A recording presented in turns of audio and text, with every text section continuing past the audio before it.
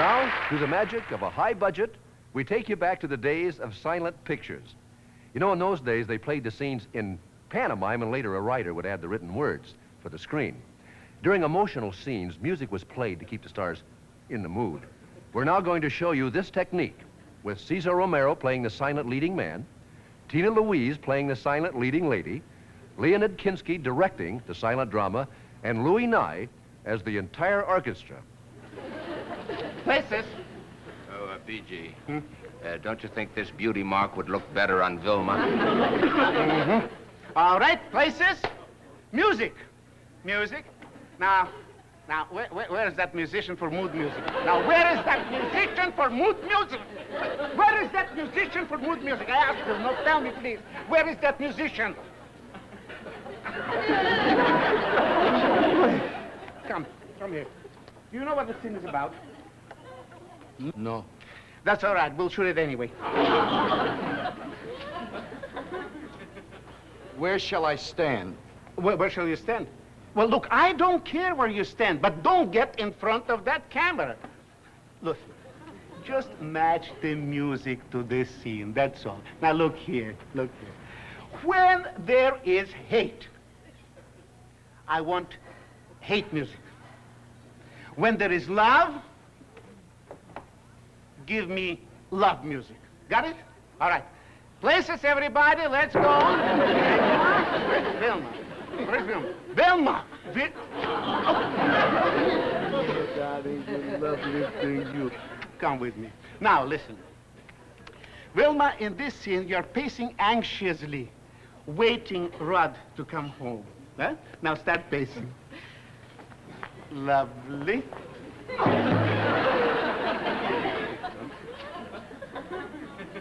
Exciting. Vilma, darling, it's beautiful. It's perfect. Only one thing. What?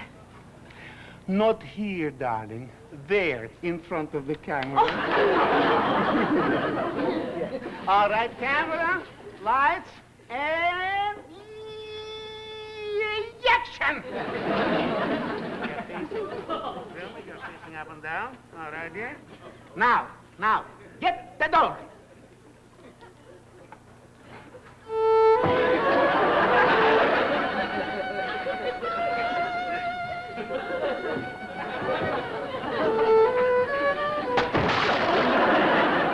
Get him another fiddle and keep going.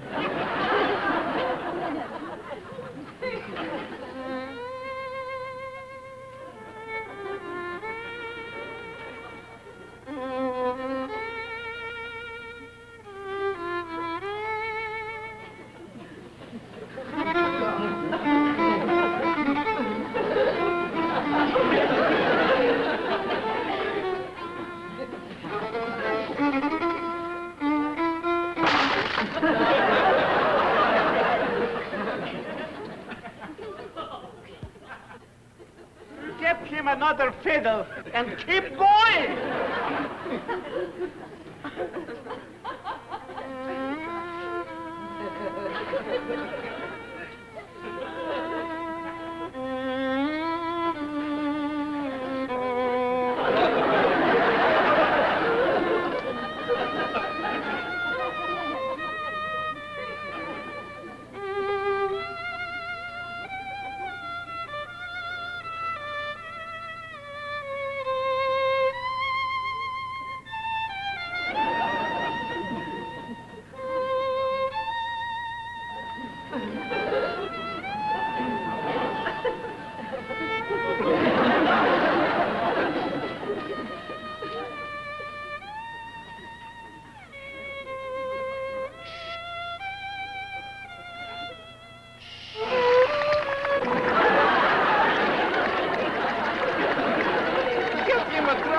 And keep going.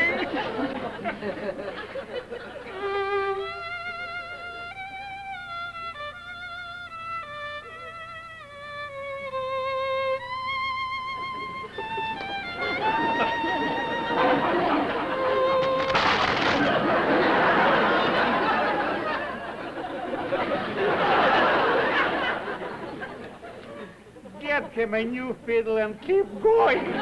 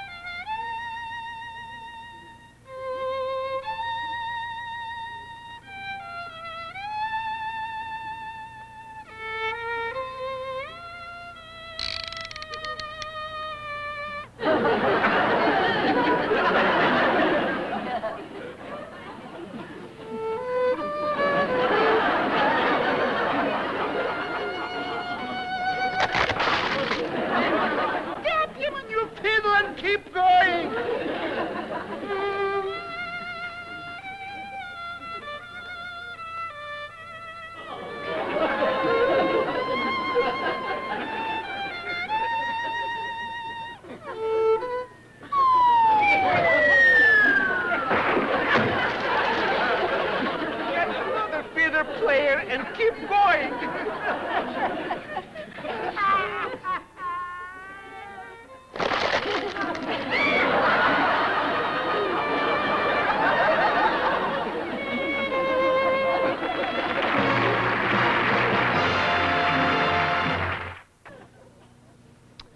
Although the adulation of millions of people was proof enough of Stan Laurel's success, his colleagues felt he was deserving of a much sought-after symbol of fame. So in the year 1961, the Academy of Motion Picture Arts and Sciences gave him an Oscar. Ladies and gentlemen, Mr. Danny Kaye. This is the Oscar that Stan Laurel won in April of 1961. I accepted the award for him, and I must say I was deeply moved because Stan Laurel was more than just a brilliant comedian. Stan had that incredible quality of making anything funny. Even something just as simple as putting in a window frame.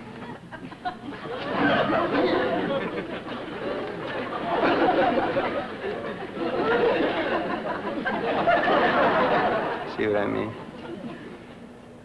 I would imagine that everybody who receives an Oscar is thrilled. But Stan's reaction was slightly more than just thrilled. I wish I had been at his house when this next bit of film was shot of him.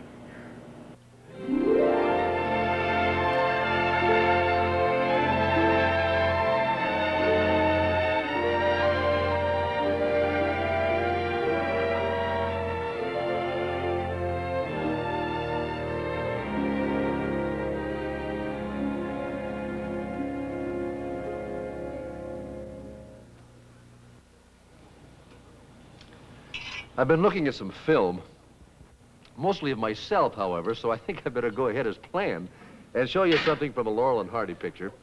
Now, this is a piece of business that Laurel and Hardy did that is certainly just as funny today as it was then. As a matter of fact, this thing is so funny it'll probably show up in 4 new television series this year. I'm kidding. It already turned up in 4 new television series this year.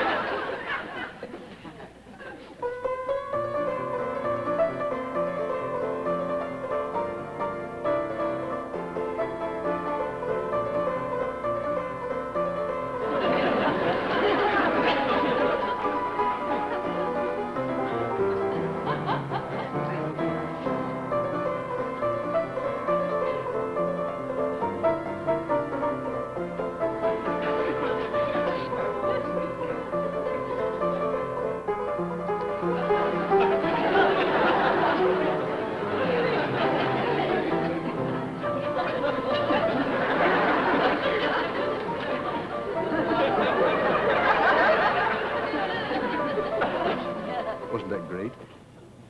We've got some other wonderful film here, but the man who starred in it can explain it better than I can. Another face you've seen, oh, for years and years, and how he can keep using that same face and not wear it out, I don't know. So here he is, the handsome, well, not handsome, maybe, the beautiful, well, not beautiful, pretty, no, the attractive, well, maybe, Phil Silvers.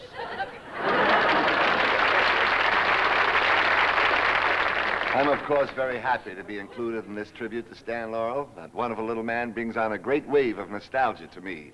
I remember when we were kids, we flocked to that little theater in Flatbush every time there was a new Stan Laurel picture.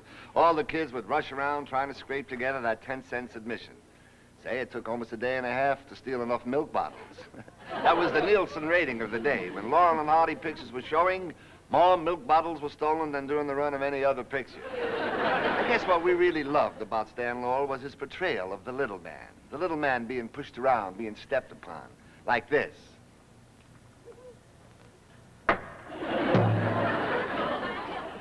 This. And this. My own life is a good example of a little man. Now, you take, for instance, the day I was born. Uncle Louie and Aunt Phoebe, they were disappointed. So were Mom and Pop. You see, they had expected a child. Being born isn't the last beating a little man takes. Got a load of me at 10 years of age. Shine on, harvest moon. An unusual boy. The shining talent that was Phil Silvers was apparent. Shine on, shine on. I didn't know it, but I had reached the age where the little hormones were asking me, what do you want to be, a little boy or a girl? Many sensitive children would have given up, but the little man, often beaten, seems to have an inner courage that makes him stand up and get beaten again. A little inner courage is called masochism. Or whatever you call it, little Phil tried again.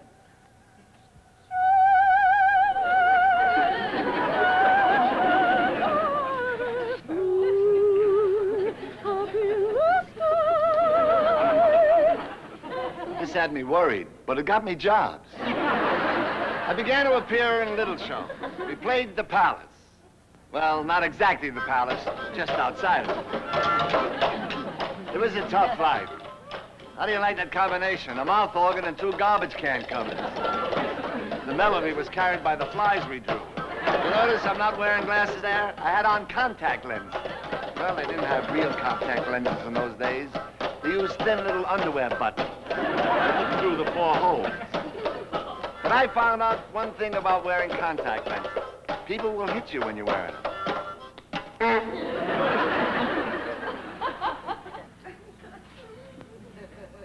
Notice, if you wear glasses, they won't hit you. It's a moral code even bullies live by. As a matter of fact, even when my eyes were good, I wore glasses. I went through a phase of being a coward. I'm just about over it.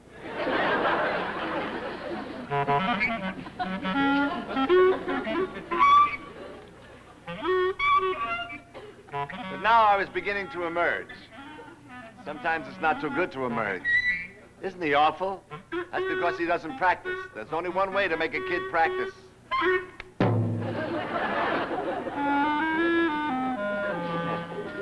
Should have done that when he was singing. I finally got my chance. I auditioned for the famous Gus Edwards. Shine on. I was a little bigger than the others. The doctors said it was glandular.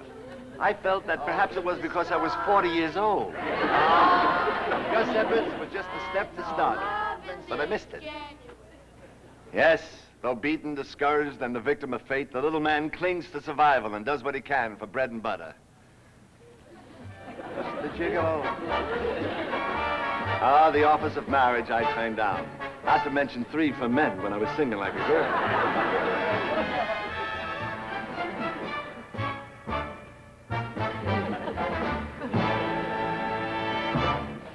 I didn't mind the leading. It was the lifting that got me. But losing that job was the best thing that could have happened. From now on came the big break. Burlesque, the chance for stardom. I played Brooklyn.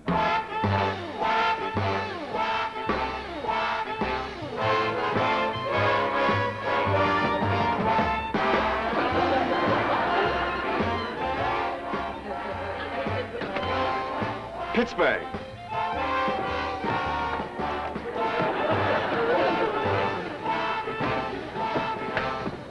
Chicago.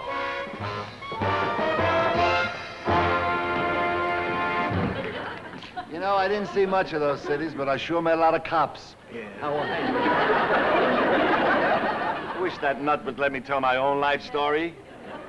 Well, at last I felt success was near. I was arrested in Los Angeles. A producer saw me in night court and thought I would be perfect for a big motion picture feature. Can you imagine the thrill? A star in pictures. Now, of course, Betty Grable was also in the picture. As a matter of fact, she had a good part. As a matter of fact, it was a better part than mine. Will you get her off? I said get her off. Will you? Will you get her? Thank you. Now, I have nothing against her. I hope she makes it. You know, kindness is a lovely quality. But why should only the little man have it? Yes, that's true. The little man, though pushed around, beaten, has kindness and sweetness in him. This was Stan Laurel. And so I, too, pattern my life and work after the example set by this wonderful performer. No matter what I played, I try to maintain the sweetness, the gentleness, the kindliness of the spirit he exemplified.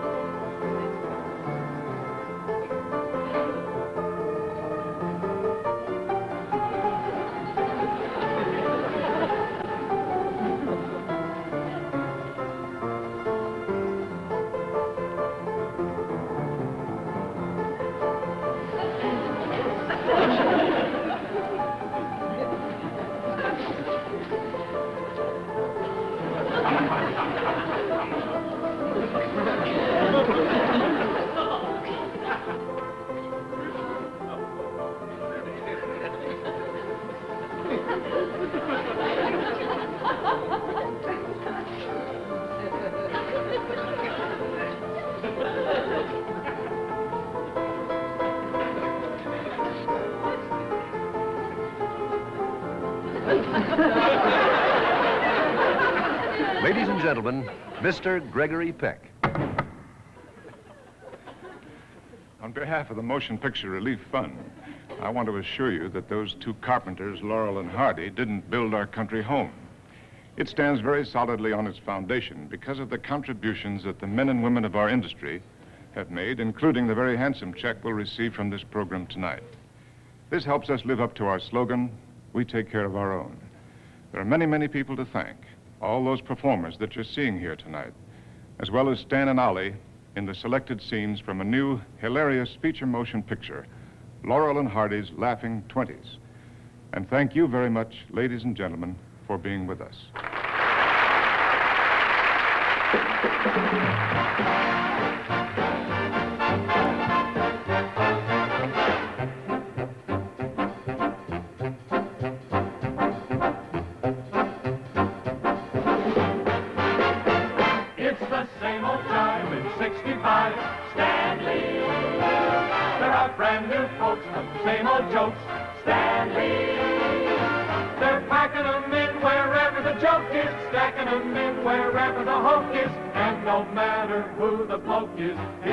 Baby, pow, pow, pow! What kind of a rumble have you got us in now?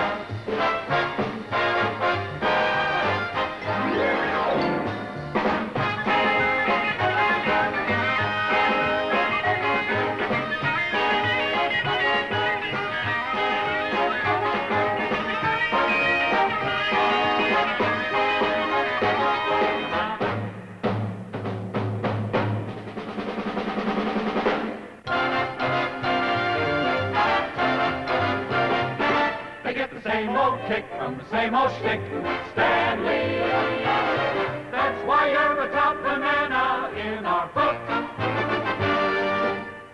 We won't forget your funny face, so we won't even try. You're still a clown from our hometown.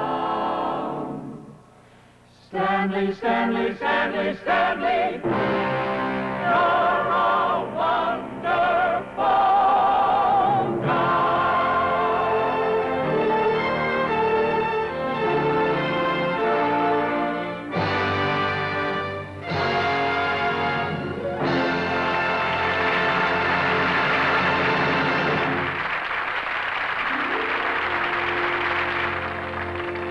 It's time to say goodnight to these two wonderful men, Oliver Hardy and Stan Laurel. There's no use saying goodbye to them because we'll be seeing their films for years to come, which is hardly like having them here, but it's the next best thing. I wish to thank all the wonderful performers for being here tonight, and MGM and producer Robert Youngson for the use of the film from Laurel and Hardy's Laughing 20s. Good night.